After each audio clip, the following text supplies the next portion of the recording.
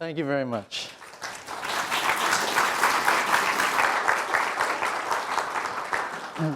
Could I have the lights down in front so that the images show a little better? I don't know if anybody's in control of that besides me. It is me. Audience, lectern, that's right, just bring it on down. Ooh, wrong way.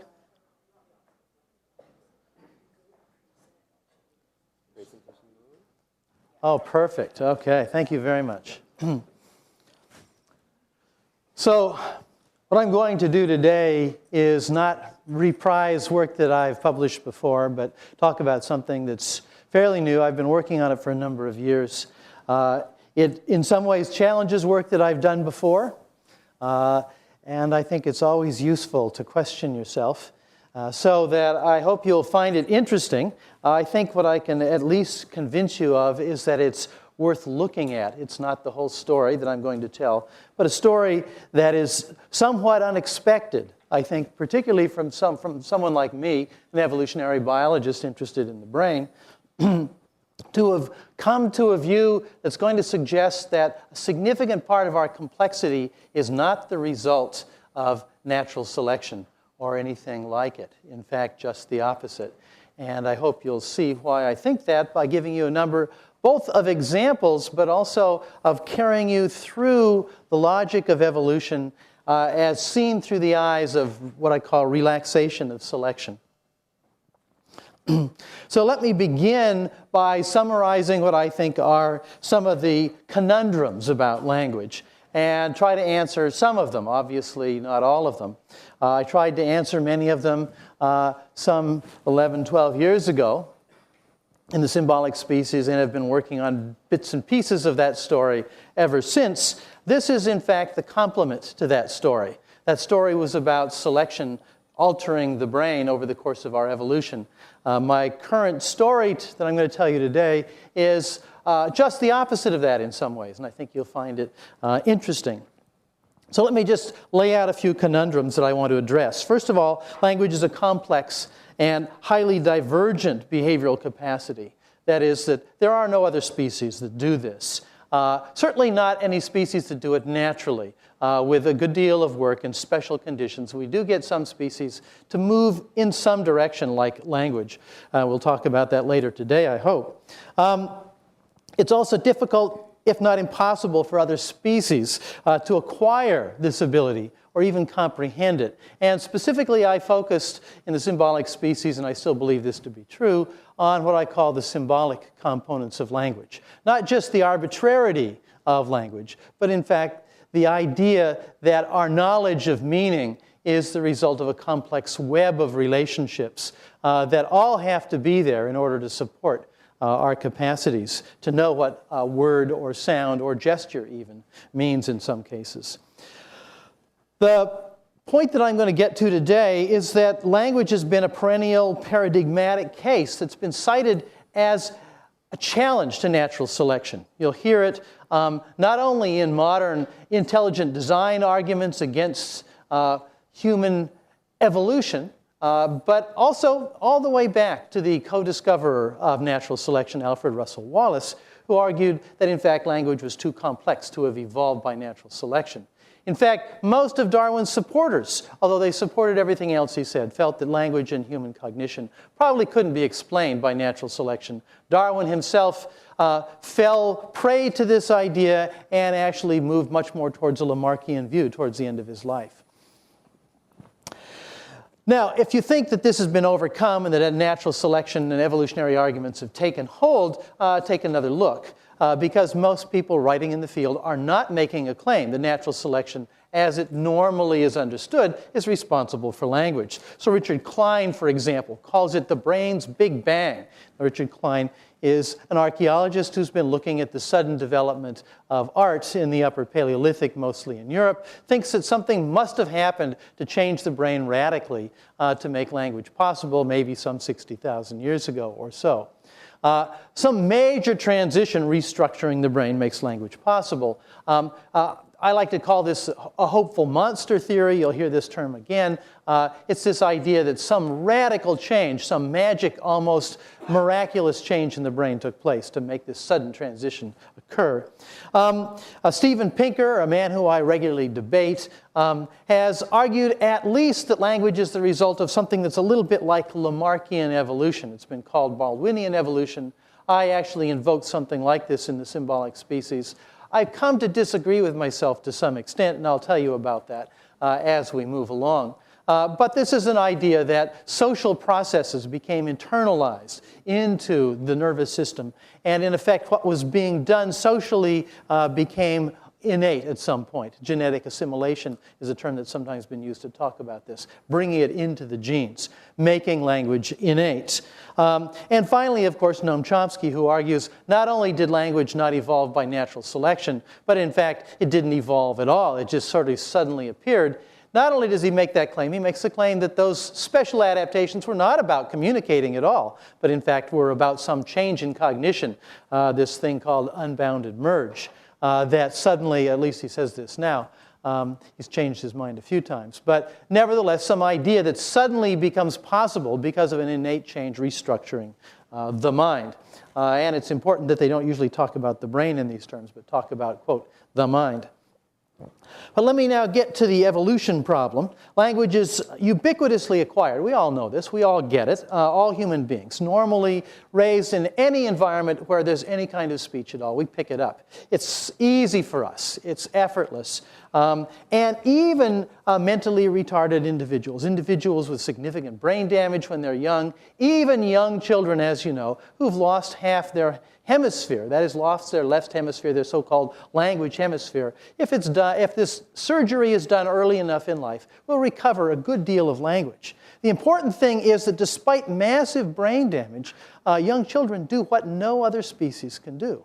That's a fairly robust function, and that tells us that, in fact, there is something about our brain that makes language possible. We're different than other species, not just because we're caught up in a social environment, but because our brains are different as well. They've become specialized, adapted. There are many adaptations, I'm going to argue, that are relevant to this acquisition.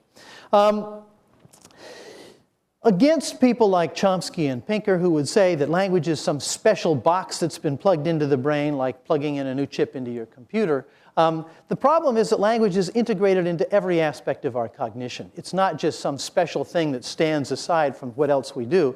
Almost everything we do is mediated by linguistic capacities, and we've shunted a lot through there. All of these things tell us that language adaptations were almost certainly honed by natural selection.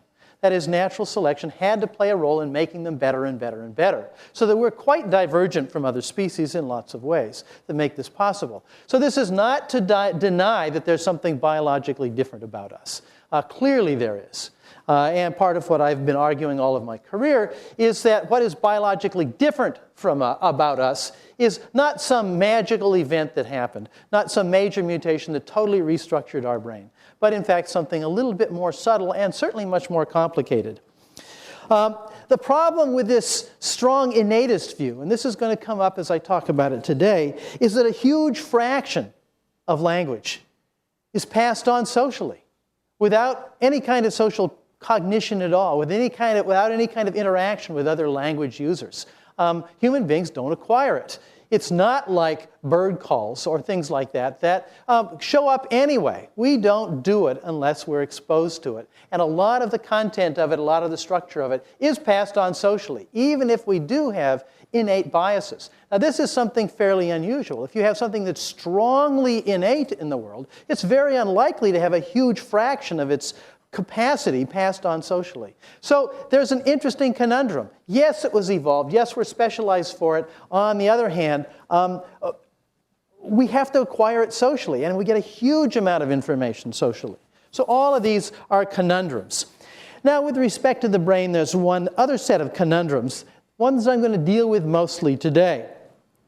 First of all, language utilizes substrates that are very unusual with comparison to other species. So here, for example, I quickly diagram some of the areas that are involved in our innate vocalizations. And we do have some: laughter, sobbing, shrieks of fright, and so on. Not very many compared to our close relatives, but nevertheless we do have some.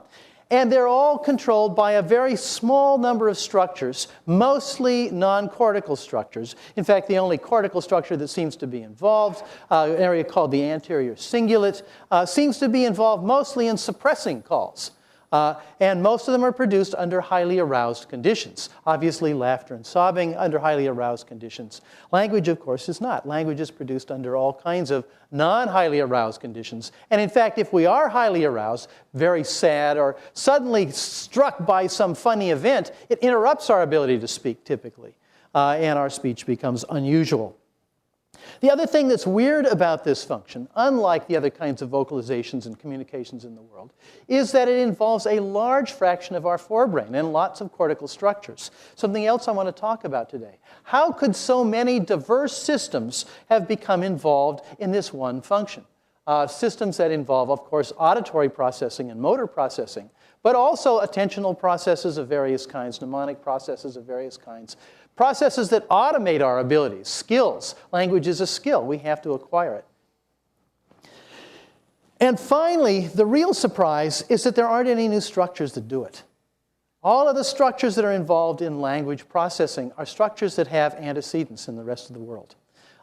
There are no new language structures in the brain. Don't let anybody fool you. They are all homologous to structures that are there and did other things before. My early work was to actually trace connections in the brains of other species to get some idea of what I thought might be the uniqueness of these connections. They were not unique. The connections are even similar. That's a surprise. So here's a system, in effect, using the old computer, so to speak, modified, tweaked in a variety of ways that make language possible, and now multiple areas recruited to do this novel thing. Those are the problems we face.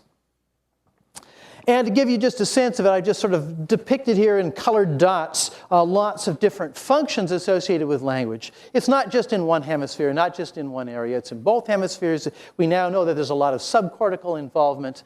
I'm not going to go through each of these particular examples, but the more we use sensitive techniques to assess how language is organized, the more diverse its organization in the brain becomes. The more we find that the whole brain is involved in some regard. Shouldn't surprise us. It's well integrated into everything we do.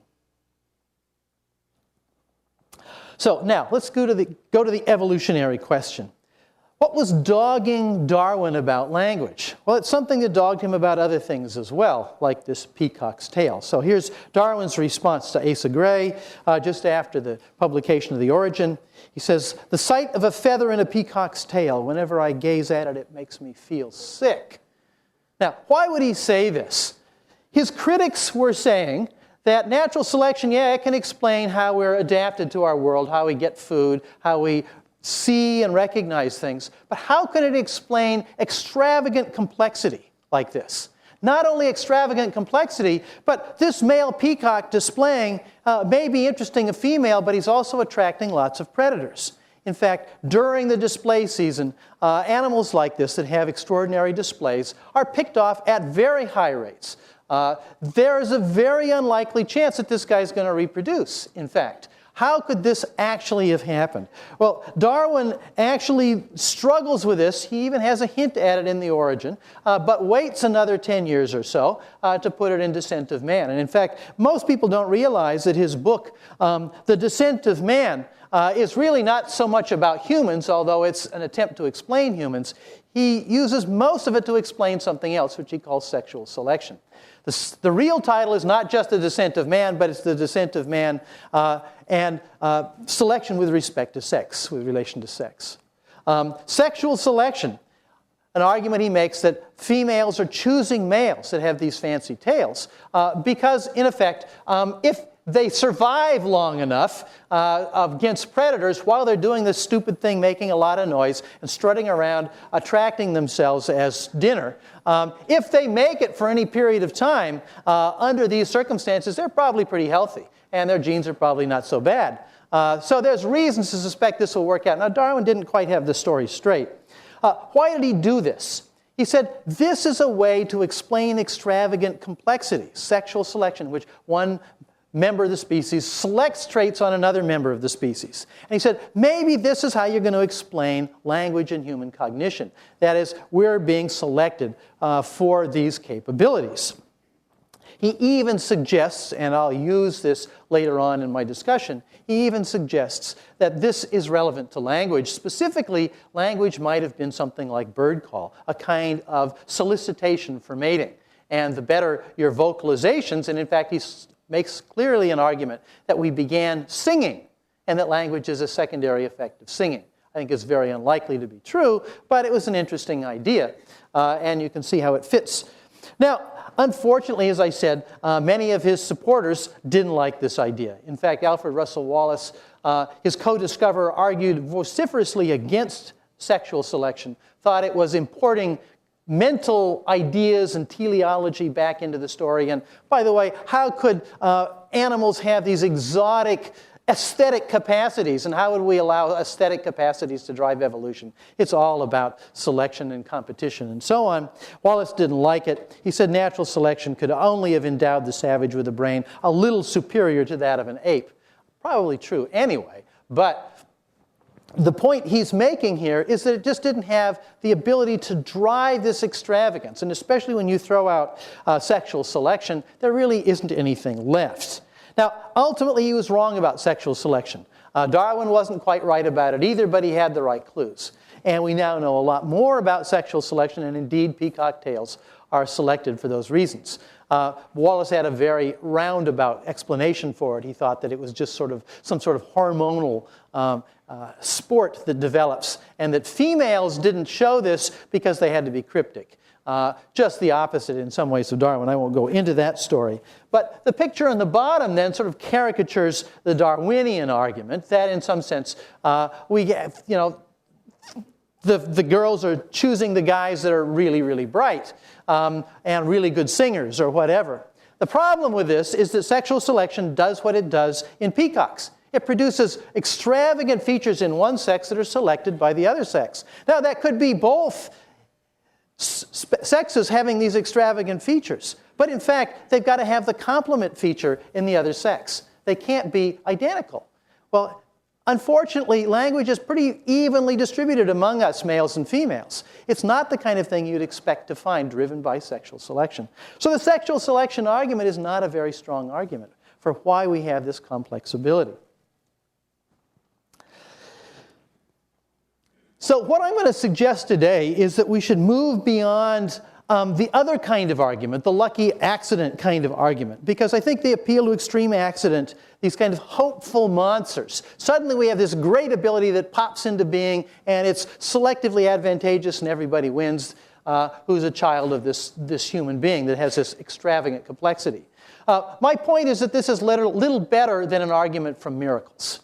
The intelligent design people ought to love this stuff because, we had this extravagant mutation 60,000 years ago, according to Richard Klein, and suddenly we're human. Well, this is exactly the kind of miracle story that we don't want, I think, in biological theory. I actually think that there were accidents involved, but they're much more subtle than this, and that the story can be explained in other ways. In fact, all the way back into the 19th century, people realized that there was a problem here, that natural selection theory is in fact not quite complete. What do I mean by that? Not that it's wrong, but natural selection is, according to James Mark Baldwin, one of my heroes of the day, natural selection is too often treated as a positive agency. It is not a positive agency. It's entirely negative. Now, entirely negative is maybe too strong. What it says is that adaptations that are produced that are useful, advantageous compared to others, get reproduced in abundance and others get replaced. That's a little bit of a positive, but what it's not positive in doing is producing that variation. In fact, it's a little bit like sculpting. And I like this analogy because what you need to sculpt, you need something to sculpt. You need something produced to cut away from. And so the question is, there has to be a sort of a positive side to this. something that generates the stuff that gets sculpted away. And what is that positive process? I think that positive process is the developmental process. Darwin doesn't have to worry about this. In fact, his entire theory can be agnostic about how things are produced. This is why it can be done by mutation and whatever other means. And Darwin was relatively willing to allow other means to come into the story. His theory didn't require it. His theory was basically a kind of statistical story. It doesn't need to explain where the adaptations come from, just how they get selected. I'm going to argue that they come from this epigenetic process, but some interesting features of this epigenetic process. And so what I want to do now is take you on a little sort of tour to the side of this story to give you an idea of how the epigenetic process, that is the process of developing form embryologically, can produce interesting, novel, and yet fitted features in the organism. And I'm going to do so by kind of stretching the story a little bit and pointing out the similarities between the way development works and the way natural selection works. It's not quite the same, but there are interesting parallels that make it worth pursuing. So on the top of this diagram, I show three main characteristics. They could have been drawn right out of Darwin's notebooks in some ways. There is reproduction. Now, what's reproduced? Not identical organisms usually, but all the adaptations that good fitted organisms have exhibited in their environment tend to be reproduced. You reproduce something, you make copies of something.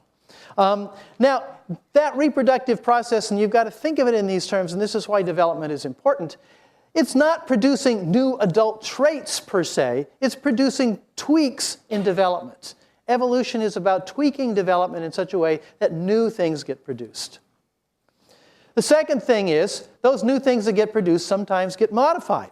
They get changed by chance, by mutation, by drift, by just sort of the accident of the statistics of reproducing in small populations, and of course by sex, by remixing things. One of the things that we don't pay attention to a lot is that every generation we completely remix things. This turns out to be actually a problem for the synergy argument for brains, because every time you mix things, if you have something good working out over here, you've just mixed it up with something else.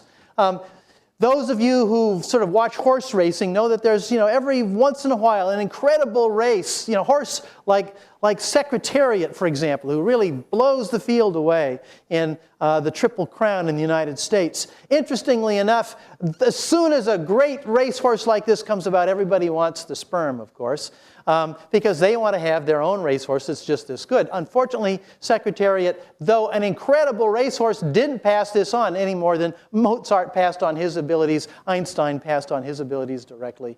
There is some genetic transmission, we know that. But what's happened is you've got a great combination. In one generation, you break it up. That makes it difficult to put things together that require this kind of synergy. I'll talk about how that can be overcome in just a few minutes. The final thing is, of course, there's competition and there's niche complementation. That is, different species fit into niches in between each other, so to speak. They complement each other in a variety of ways, driven by the competition. Now, inside the organism, what I call intra-organism selection-like processes, it's not all selection-like, and you'll see that in a minute. There still are these features, and I'm going to walk you through some of these with some examples. There's duplication processes. But this is inside of the organism. I'm going to talk about gene duplication as one of these, but also functional duplication. It's a little bit like reproduction. There is mutation. It's in fact the same thing I'm going to talk about. There's genetic accident that happens, and remixing of things. And finally, not so much competition, but a kind of synergy. Those things that are more synergistic, that fit in well, are not going to be eliminated by remixing. Because if something is sort of unbalancing the system, you remix it, it's unlikely to do well under those circumstances. So in this case, instead of competition, it's something a little bit more like niche complementation. When variants show up in development, those that are integrated better tend to be preserved better in succeeding generations. That turns out to be a pretty important feature as well. So let me give you some quick examples for those of you that have not sort of been in evolutionary biology. First of all, one of the most well-recognized and one of the more common features of genomic evolution that we've discovered is gene duplication. What does gene duplication mean? It means literally a gene gets copied and stuck next to itself, typically on the same chromosome. Then can be, over time, pulled apart and moved in somewhere else into the genome. One of the classic examples depicted here is the duplication. Here's supposed to be the gene. This is supposed to be a protein produced by that gene. And then the function a few steps away from this, interaction with other proteins and other cells may be involved, and produces some kind of function that I've sort of caricatured by this sort of chemical bell curve here of functionality, of specificity and affinity, for example. What happens when you duplicate a gene, though, is what happens when you have redundancy of any sort. When something is redundant, it's not so important anymore. If you've got a redundant gene, sometimes it can be bad news and be eliminated. It does happen because you're producing too much of something. But oftentimes, you're just producing more of the same. And what that means is if in some generation mutations show up that damage one of these two duplicates, so what? The function is still there. The function is not lost. But point mutations in genes produce subtle degradation. We don't think about it as massive destruction of some function. Typically, it just sort of tweaks that function, makes it a little less specific, and that sort of thing. And I diagrammed this by these changes in the bell curves up here. That is, in different individuals who've picked up different mutations in the population, that function is going to wander in effect. And there's going to be a number of individuals that have this secondary redundant function doing something slightly different than the original.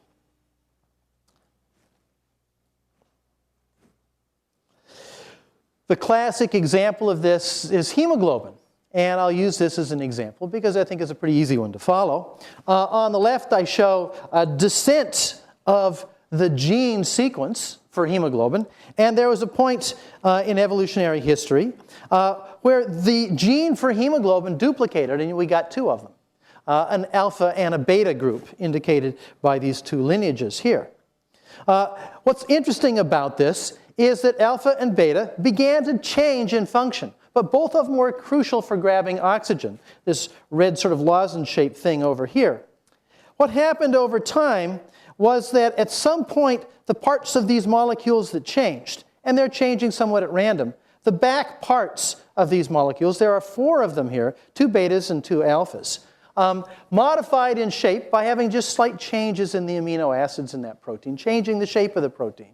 And at some point, individuals who made it and brought back together some of these variations that now had a kind of complementary relationship in which they stuck to each other back to back like this, actually, simply by accident, had an advantage. The advantage was you now have 4 of these oxygen-grabbing components, heme groups with iron in them, and they're positioned widely dispersed. Tetrahedral points on this molecule, this 4-part molecule made up of 4 proteins now, did a much better job of carrying oxygen. Now that was an advantage. So in effect, producing a duplicate, allowing it to degrade a little bit, but not in its primary function, in some other structural features, created a number of variations so that a synergy could be, in a sense, explored, and once it was hit upon, provided an advantage. Now, interestingly enough, as you can see in the beta line, it split again and again. And these splits have continued. And it gives you another sense of how this can continue to develop. So here on the top, each of these little colored lines here represents a complete sequence for the beta hemoglobin gene. You can see it's on the same chromosome, chromosome 11, strung out one next to the other, next to the other, next to the other. The blue ones are still producing hemoglobin protein. The gray ones have stopped doing it. They're what we call pseudogenes. Sometimes you can acquire a mutation, a change that simply stops your function. But we still had original hemoglobin working, so it didn't matter. And we had a number of these duplicates. Interestingly enough, the position of these, look at these. Here we see epsilon, gamma, delta, and here's beta. That's our favorite, the one that we see mostly in adulthood. But look at this bottom figure. This is the expression of these genes in time. A new kind of synergy is shown up here. This is a synergy across time. Why? Because you and I as mammals, developing in mom's womb, need to steal oxygen from mother's hemoglobin. If we had just the same old oxygen affinity that mother had, it would be a real sort of tug of war. We got to have a slightly better chance at it. But as we develop in the womb, our needs change as well.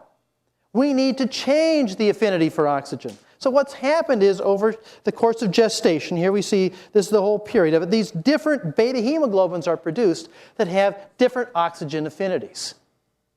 When we're born, we can give this up and mostly go back to the one that's very, very similar to alpha. A new synergy, now a synergy to different times in development is developed. Again, because of this duplication. Each of the duplicates, the variants, showed up in some other individual in the population. But by virtue of mating, by virtue of mixing, so to speak, the synergy showed up. And once that synergy happened simply by crossing, it became advantageous. Now, interestingly enough, this has many levels of complexity. I won't go into the details of this one, but just give you a hint of it.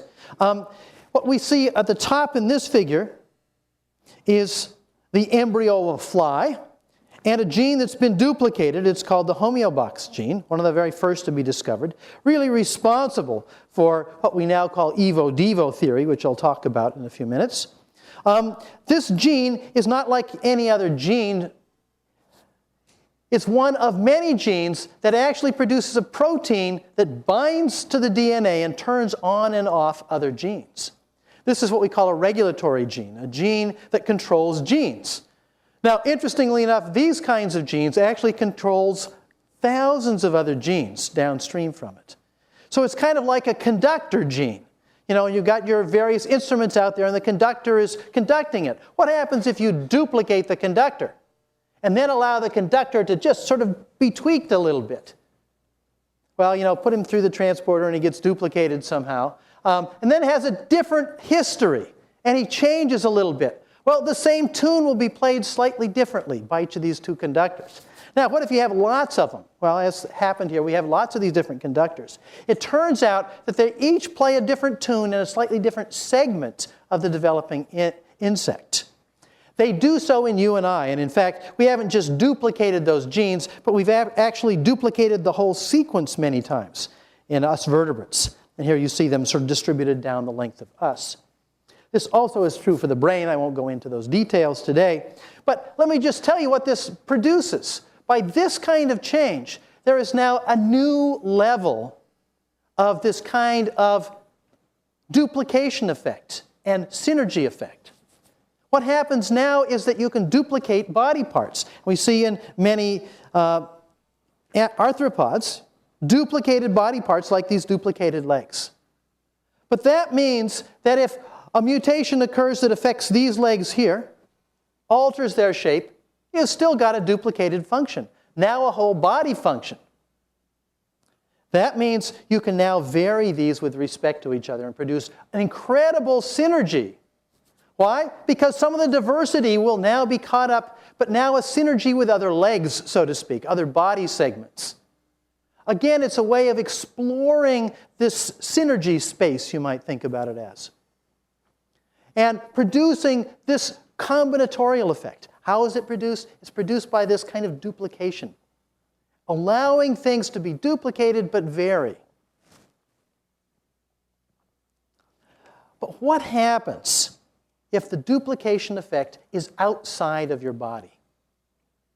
What happens if a function is duplicated that's not in your genome? I'm going to argue that, in fact, something similar and even more interesting happens. And here's the case I want to talk about. The ability to produce vitamin C. It's an example I've been pursuing for a number of years now because it's so interesting, because there's lots of ramifications.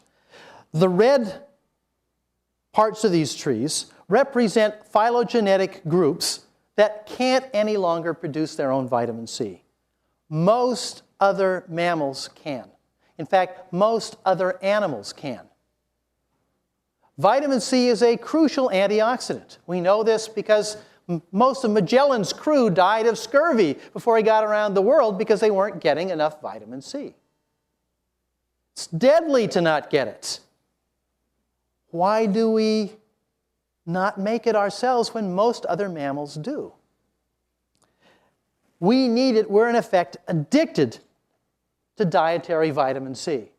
The surprising thing is that when a group of scientists from Japan cloned the gene in rats that produces vitamin C, called LGO, sometimes called GULO, short for this complicated name up here in green, they used a clone of this, labeled with a radioactive tracer, to find out if other species had it.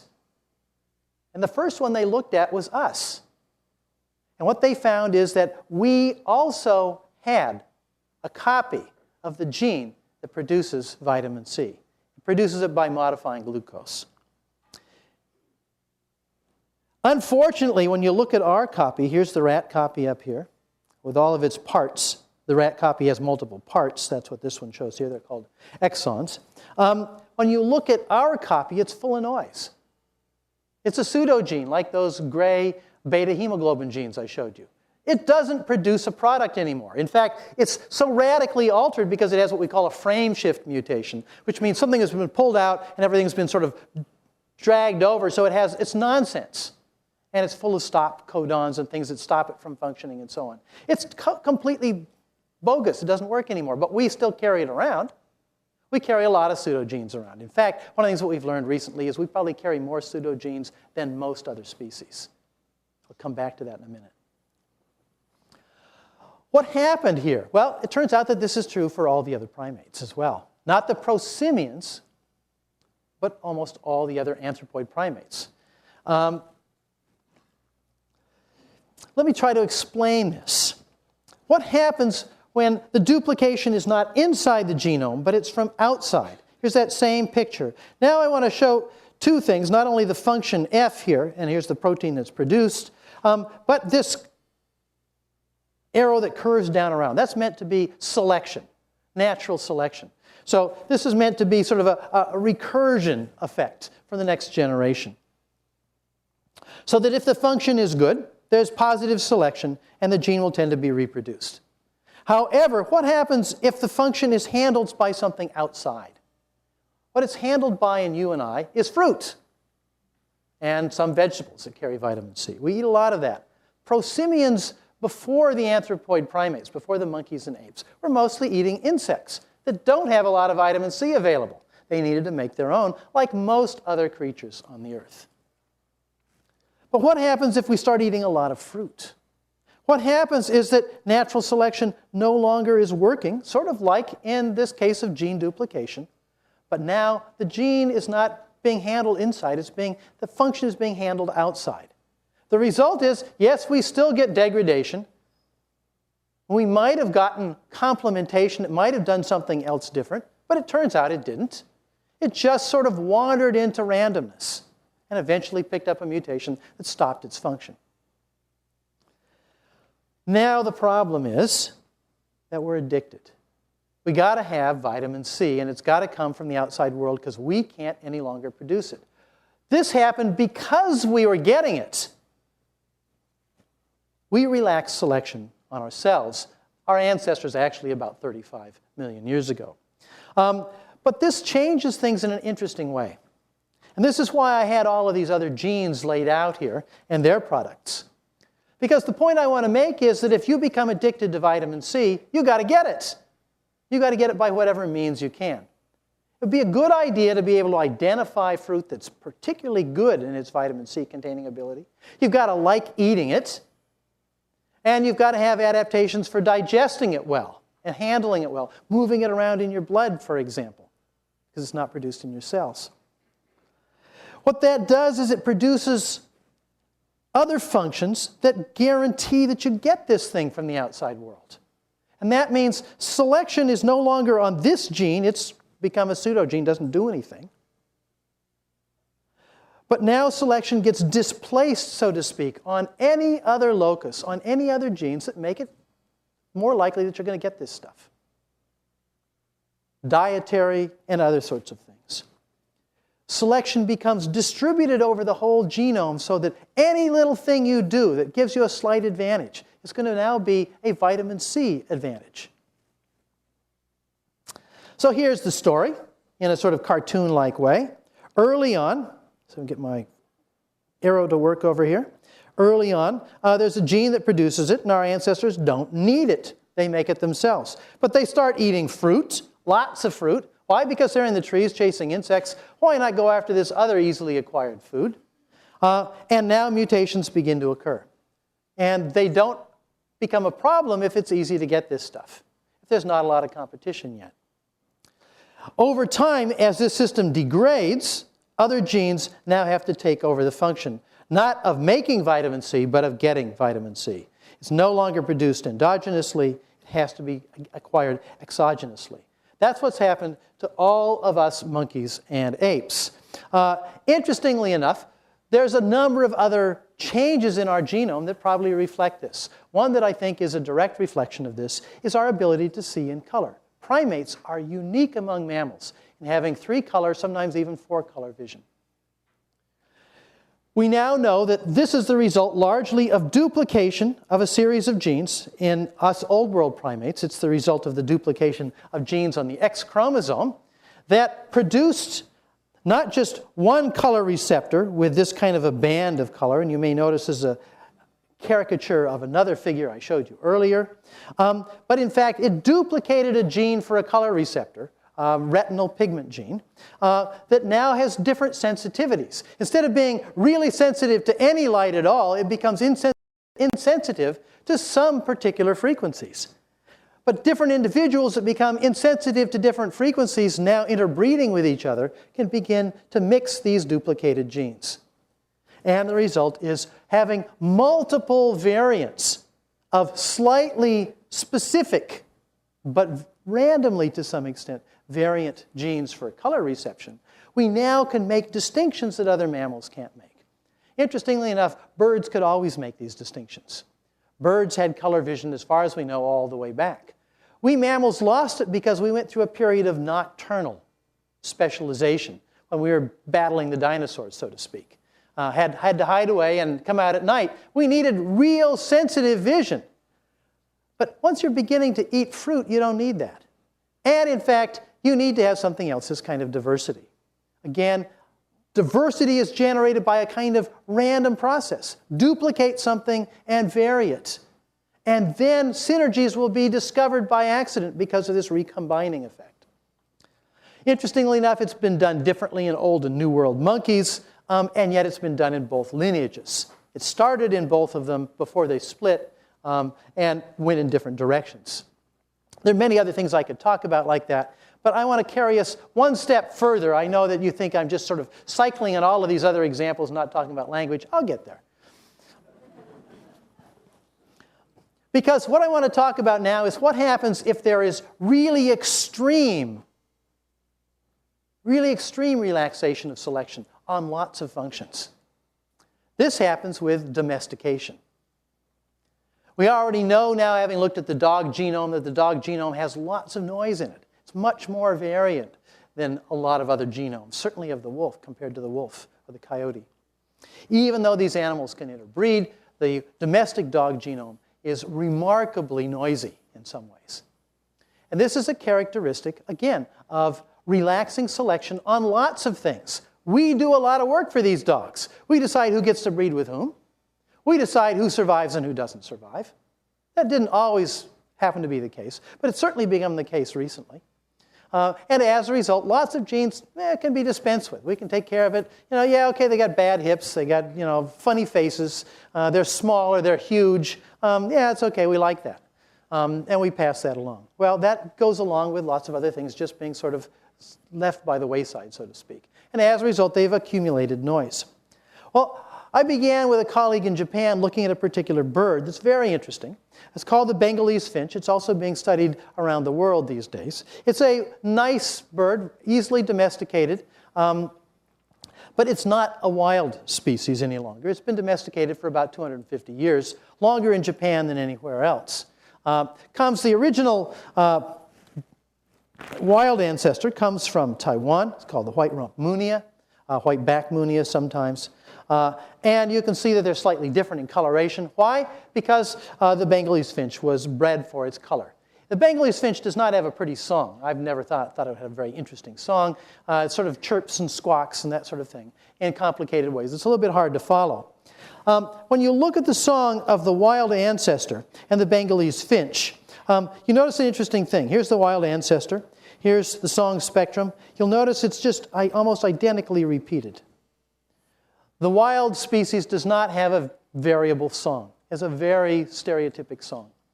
The wild species does not have to learn its song. In fact, it can be isolated and will produce a fairly normal song.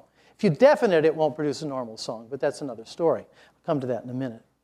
The Bengalese finch, raised in captivity, as far as we know, never for its singing ability, but for its ability to mix color and breed for special color combinations and color patterning, has a very different song. And here you can see it at the top. You'll notice it is not repeating. It's got units that repeat, but they're juggled around in interesting ways.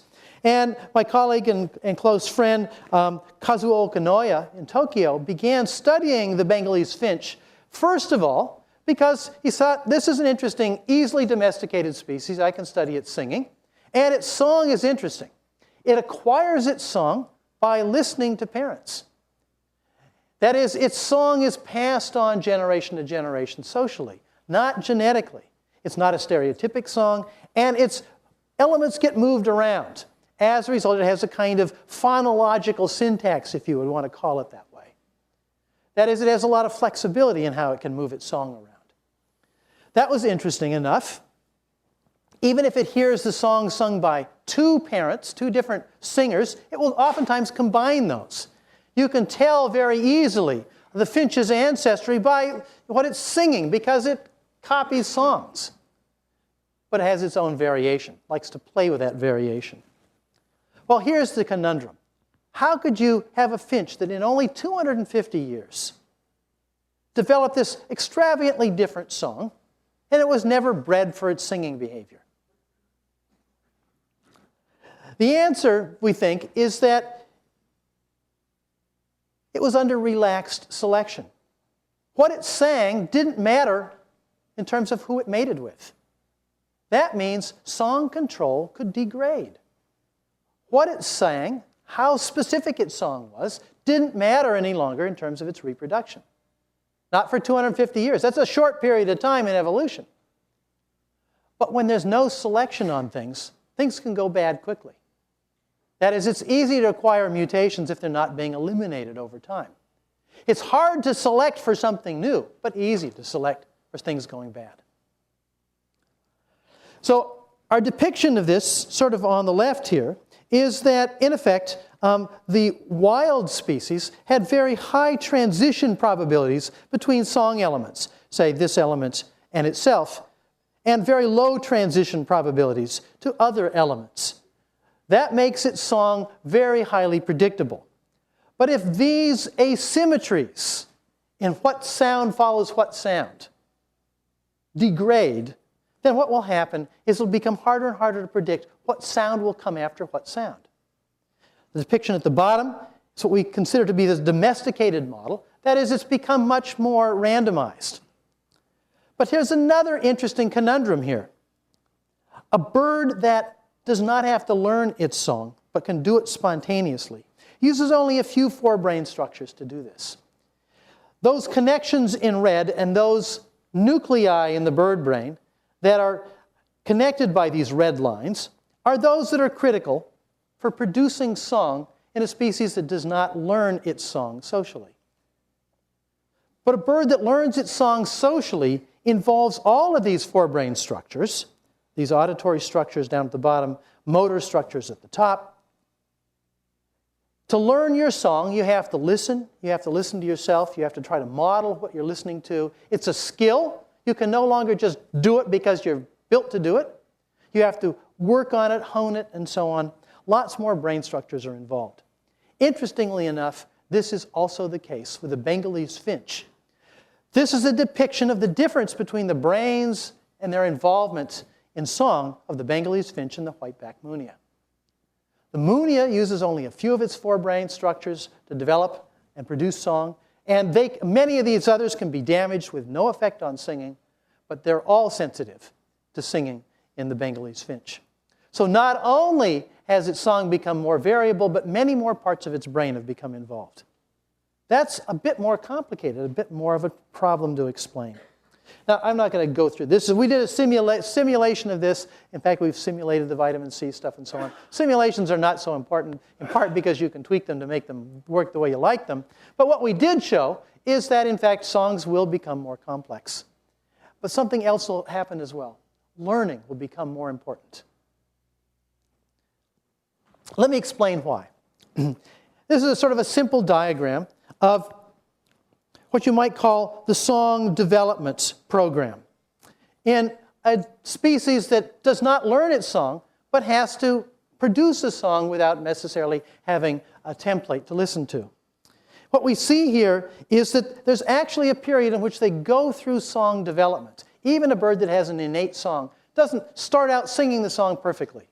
It starts out with what we call subsong. Some people have compared this to babbling. I think that's an absolutely wrong comparison. I'll tell you why in a minute. But nevertheless, it involves producing song. You've got some biases.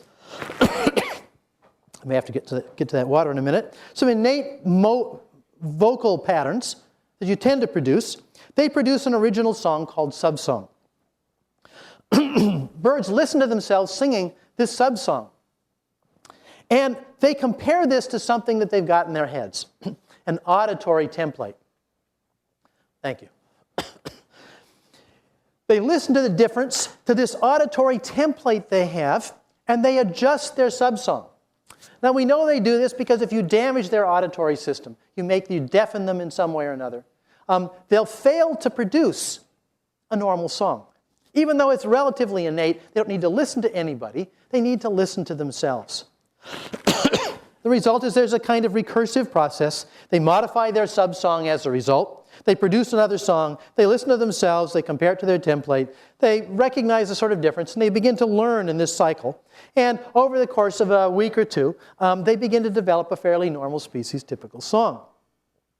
You've got a lot of innate input into this system.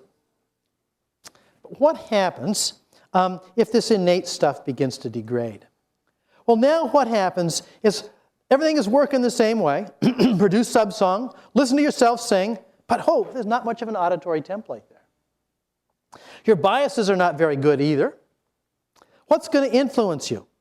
What's getting into your auditory system? What is in there? What is the structure that's in there? It's what you've heard. Now, the major features that you can compare to are things that you have experience of. Not because you're a better learner, not because learning is important in this case. You can learn. You're an animal. You've got a good brain. But your auditory and motor biases have been degraded. That means that other influences are going to become more important. And if other influences are going to become more important, you need other brain structures affecting them. Not because you have to, not because it's useful, but because they're there, so to speak. So what happens? The last generation is now going to have a much stronger influence on what the next generation sings.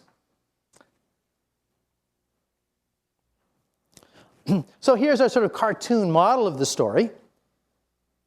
The wild species has an auditory template and some motor biases. So here we see the song is relatively built in. There's strong selection stabilizing this, so it doesn't vary. What kind of selection might stabilize it? Well, you don't want to confuse the singing of the wrong species. You want to get the right species. You want to avoid predators. There's a whole variety of reasons to keep the song fairly stable. But what happens when this selection, sexual selection and natural selection, is degraded? Well, the song template begins to degrade. And that means other influences can matter. And that means learning will become more important, what you've heard will become more important, not because it's valuable for how you reproduce, but simply because you don't have that bias any longer to drive you. Other biases now can become relevant. In the domestic species that we've just been talking about, there is no value to this. They just do it. They just become more variable. So what's happened is we've moved from mostly the genetic transmission of song, in which social interaction plays almost no role, to degrading of this process, so that now the epigenetic process that's linking brain structures, that's taking experience in and producing behavior, becomes much more important, which means that transmission of song becomes much more important. So basically what's happened is by degrading the innate structure, shifted control. We've offloaded control socially. Now think about language. What's happened is that we have shifted a massive amount of control of vocal communication, of communication in general, to this socially transmitted process. So what are the analogs here? Well, the analogs are clearly that there's been a reduction of some calls. And certainly the vocalizations that I'm doing now, although I'm a little bit aroused, I have to say, they're not driven by strong specific emotional states. And they're not specifically associated with those states. The phonological transitions. When I laugh, ha ha ha ha, it always same sound follows the same sound over and over again. Or when I sob, it's this, again, very predictable. Everybody knows what it's like. The phonological variation is minimal. The involvement of my tongue and lips and jaw is almost non-existent. I don't articulate laughs and sobs or shrieks. It's done mostly by an automatic system, an autonomic system, by my lungs and my larynx. What's happened is, of course, we've integrated new structures into it. Vocalization is now not just this autonomic-like function. It's now got a motor skill function associated with it, and an auditory templating function associated with it. So the innate calls that we produce are now less than other species. We spend a whole lot of our early development learning our vocalizations. We've offloaded a tremendous amount of vocal communication this way. And interestingly enough, like the Bengalese finch, we've now distributed control all over the brain. Lots of different areas now become relevant, precisely because it's less innate than before. And of course, what that means is that not only can what we've heard matter, but also how it's used can matter. Unlike the Bengalese finch, in which it's not playing any useful role, we have had a period of time when it does play a useful role. So just like the hemoglobin example, or more explicitly, the example of vitamin C.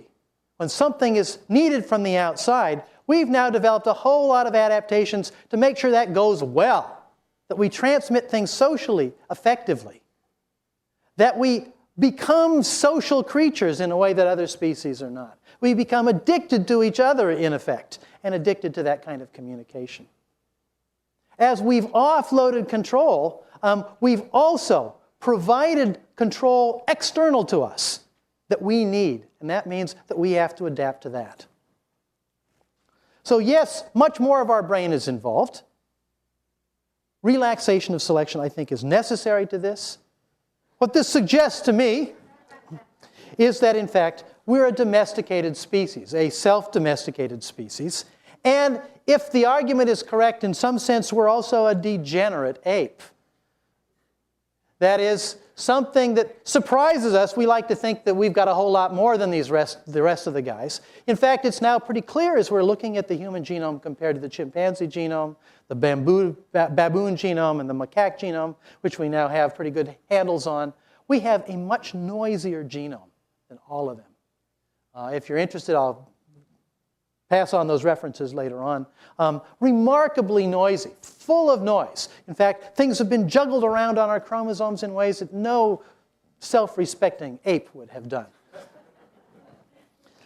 So I think we're de-differentiated, but we're not just de-differentiated, and that's my point. And this will take me back to just end on the symbolic species note. That is, once we've become addicted to this kind of communication, now we need to do it well. This is what's sometimes called niche construction.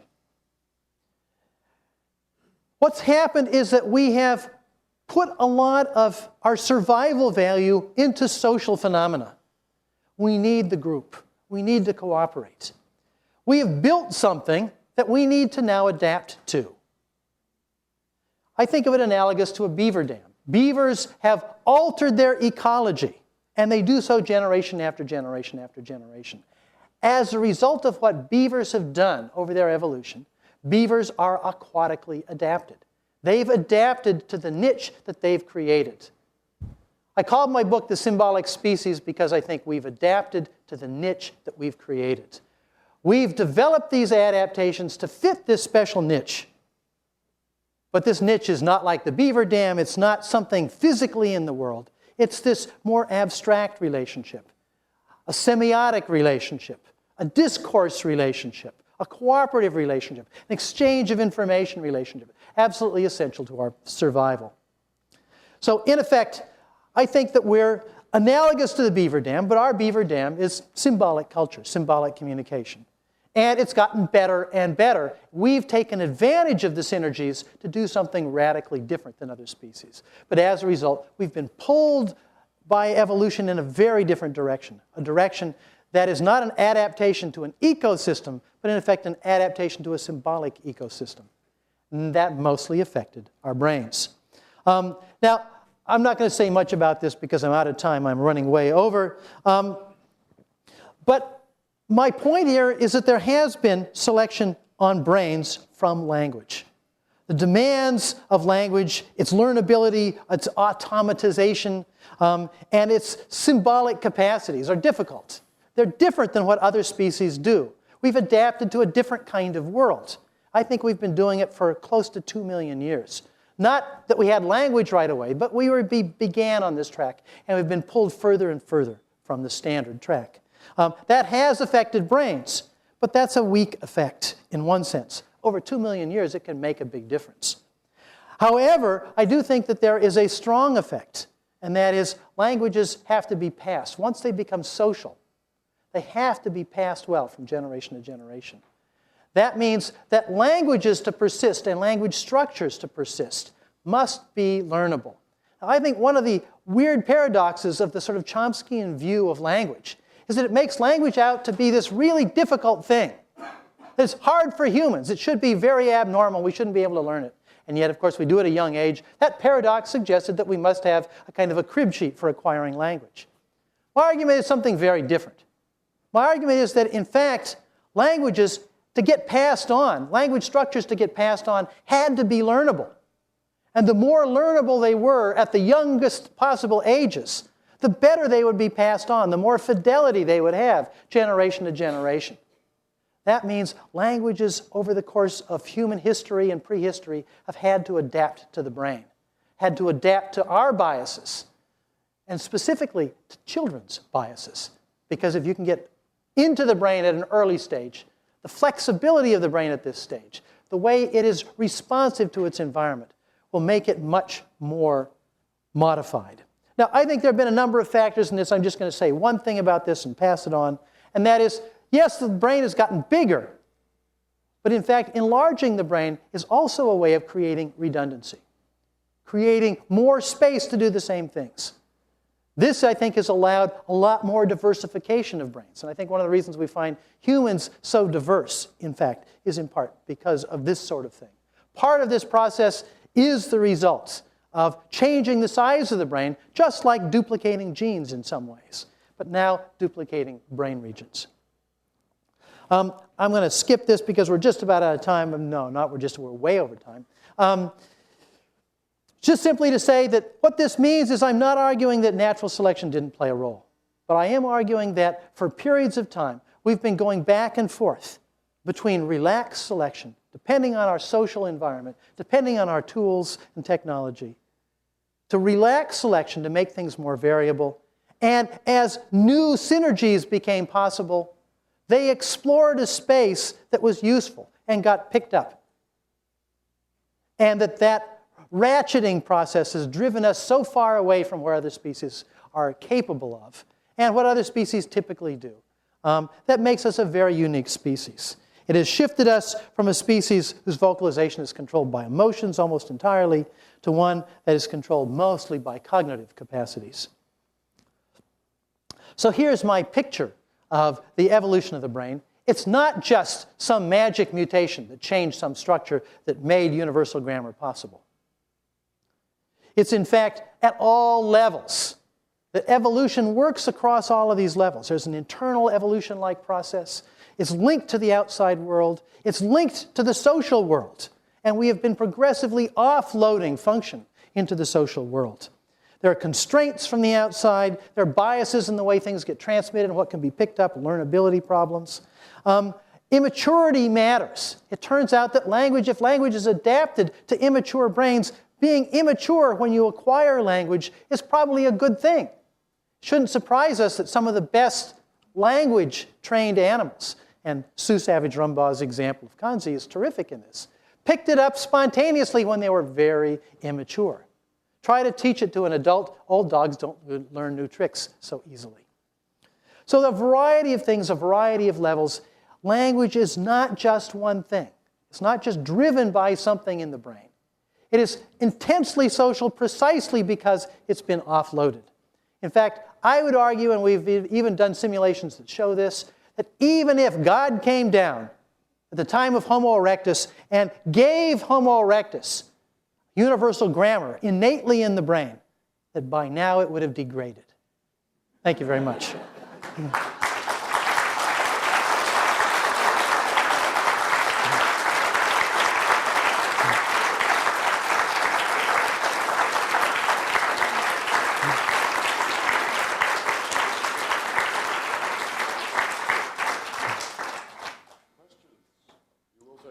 I will take questions.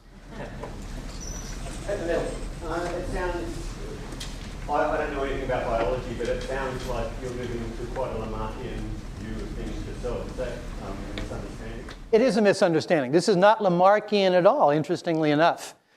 Each of the examples I described to you was not a case of something that's outside in the world coming into us. Lamarck argued that we behave in such a way and we make it work and we pass on that acquired skill to the next generation. We do so socially, but not genetically. Each of these examples is an example of offloading things to social transmission, these last two examples specifically, but not innate transition. In fact, it's a loss of innate transmission. So in that regard, it's the reverse of Lamarck in some sense. It's shoving things further and further out into skill learning, into epigenesis, into development, into social transmission. I understood that part, but then I thought that fed back into the blurring of the... Yes, it does. It does. So the point is that once we've offloaded things, it shifts selection. It doesn't make what we've learned more innate. What it does is it makes learning more demanding in other ways. If we've changed what we have to learn and how we have to learn, that means we have to change a lot of other things to adapt to what we've put out there. Again, that's still natural selection. It's the world selecting on functions, so to speak. But in this case, there's a troublesome kind of feed-forward process. But it's not Lamarckian, interestingly enough. It's still fully Darwinian, and yet it's a much more tangled hierarchy than Darwin had ever thought. Yes. Well, thank you very much for a very stimulating talk. And my question, of course, this comes from a specialist, which I hope you will, for which I want to apologize. Now, okay. This is a nice picture, and it is as fascinating as the one that I read a couple of years ago in the symbolic species. But I wonder about critical data that would help us to distinguish design between that view and, say, one of the, there are several opposing ones, say that was nativist. Now, what do you think would be critical data that would help us to decide between these nice stories? I mean, I could see that either we could hope to learn more about the brain itself. That would be one way. The other would be revise critical experiments, which I don't see at the moment. That would be another classical way to design. Or run simulations of key say, for certain mutations, the outcome is as our theory predicted. So the question is there critical data that we could? Yes, I think there. I don't think there is today. I think genomic analysis will be that critical data. What we're doing now with the birds is trying to get what we call a fingerprint of domestication. We know what that looks like in dogs, the highly domesticated species, domesticated probably longer than any other species. We know what it looks like in their brains. We know that domestication in other species inevitably produces reduction of particularly olfactory-related structures, but also what we call limbic structures in comparison to other brain structures. We have the most reduced olfactory system of any species, except for dolphins and whales. And that's, again, an indication that something like domestication has probably gone on. Why? Because it's that system which makes us highly competitive and our behavior highly controlled by our sexual status, by the sexual status of others and so on. One of the things you want to do when you domesticate a species is be able to control its sexuality and not have it sort of erupt suddenly because there's new pheromones being produced. So it's almost certain that what's happened during domestication is that those functions have degraded. Now, what I just described to you about the genome and finding that our genome is full of noise that we didn't expect. Lots of pseudogenes, lots of loss of function, and lots of variation of function going on. Interestingly enough, in a genome that has been shrunk way down in its original variety. One of the other surprises we learned is that the variety in our genome, that is in the kinds of genes that we have, is as small as a single population of chimpanzees in Africa, in one place in Africa. In other words, chimpanzees in two different places in Africa have more genetic variety than all the human beings on Earth. And yet we've got a lot of our variety as the result of loss of function, genes that no longer do what they should have done. Again, that's a suggestion that the domestication effect is working. The final piece is, well, if there is universal grammar genetically instantiated, there ought to be just the opposite. Some specific genes that are highly selected for their capacities to control language. We're beginning to look at that sort of thing.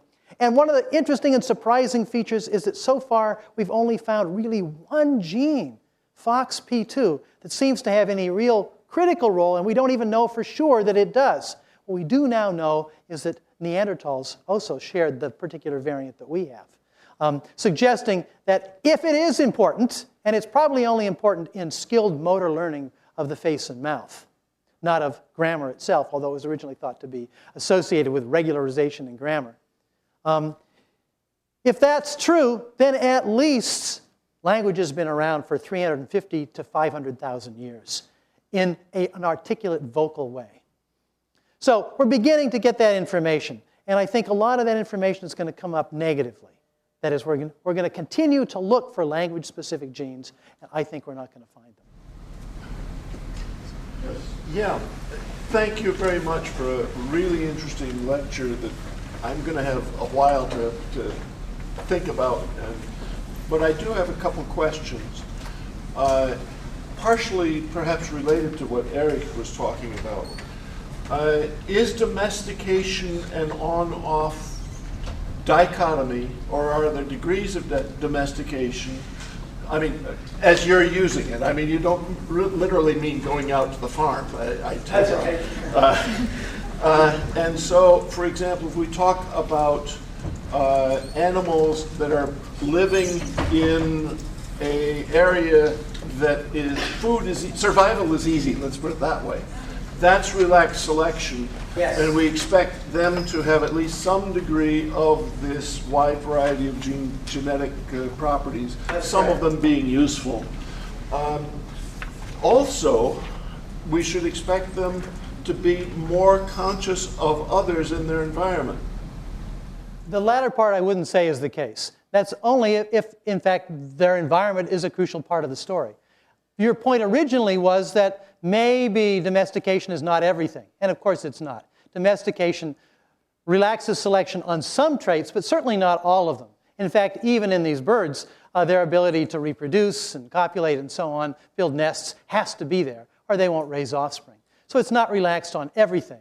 there will always be some traits that are absolutely crucial. Let me give you two interesting examples. The Hawaiian honeycreeper, a fairly tight group that's the result of what we call a founder effect, in which a couple of individuals land, and they have diversified incredibly in their physiological traits and what they feed on and where they live, their ecosystems and their niches and so on. And yet genetically, they're a quite narrow group because they have this recent founder effect. That's a pretty classic case of this. Arctic fish, which develop a kind of antifreeze in their blood, have also gone through this process. Interestingly enough, they are incredibly diverse, just a small phyletic group. And in fact, they've lost a whole lot of functions that they didn't need because they got no competition. In fact, many of them don't even have cellular blood. A whole range of things. Some of them are nearly transparent, interestingly enough. A whole range of interesting things have happened because of that kind of relaxation. I think our relaxation is of a specific kind, just like the vitamin C case is of a specific kind.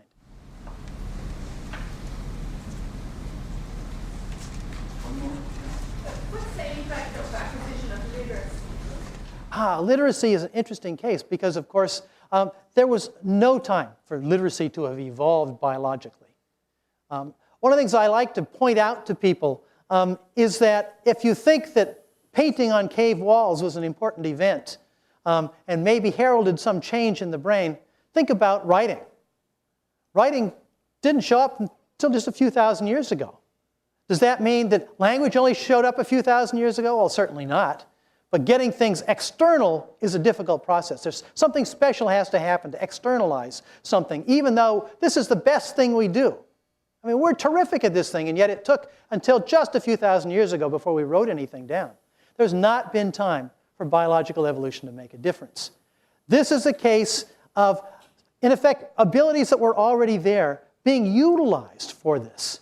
Now, if we were to go on for maybe 50,000 years in which, in order to reproduce, you had to be able to read and write, then we might begin to find some selection on that capacity. But when we now stigmatize dyslexia, alexia, writing problems, and so on, and calling it a disorder, what we've done is we've, in a sense, renamed human variation. There was never selection for this. We were not meant to do this, so to speak. So that, in fact, the fact that we do it is a miracle. But interestingly enough, in most places in the world, language began, writing language began as a kind of pictorial story. It carried its meaning iconically. But over time, very rapidly in most places in the world, the iconic representation of meaning faded, and an iconic representation of speech began to take hold. What happened is that written language itself seems to have adapted to our best adaptation neurologically. As a result, we can do it quite rapidly. Even where pictorial-like features are still there, most people don't even know it. Don't use the pictorial features to do the decoding. So again, we have a case in which even this ability has been, in a sense, drawn towards our most innate, most well-developed capacity of language.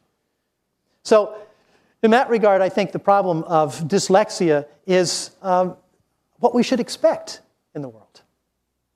I'm surprised that it's not more widespread.